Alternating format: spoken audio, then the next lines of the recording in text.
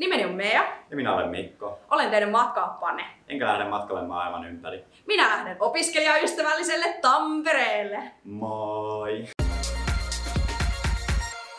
Tänään meillä vuorossa on Tampereen kaupungin opiskelijaystävällisyyden toimenpideohjelma. Olipas tällä pitkä nimi, mutta mitä tämä oikein tarkoittaa käytännössä? No tosi hyvä kun kysyit. Mäpä näytän. Tampereen kaupunki haluaa olla opiskelijaystävällisyydessä ykkönen, eli että Tampereella olisi opiskelijan parasta elää.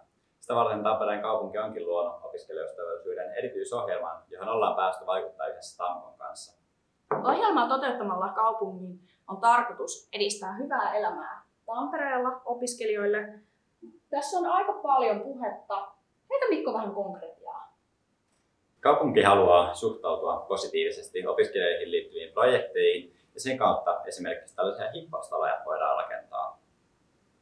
Tampere edistää meidän opiskelijoiden hyvinvointia, latikko kulkee kampusten välillä ja opiskelija-asuntoja on tarjolla. Eli Tampereella on kaikki hyvin. Kaikki ohjelmassa ei vielä toteudu, mutta me pyritään yhdessä edistämään sinne kirjattuja tavoitteita ja parantamaan opiskelijoiden asemaa esimerkiksi joukkoliikenteen, kansainvälisten opiskelijoiden integroitumisen ja viestinnän saavuttavuuden saralla. Vautsi!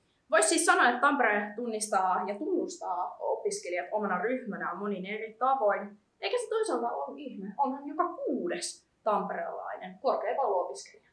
Just näin. Katsotaan ensi jaksossa, mitä tamperelaisten korkeakouluopiskelijoiden elämää silloin kuuluu. Tampere, helmimesta, rakkain kaupunki.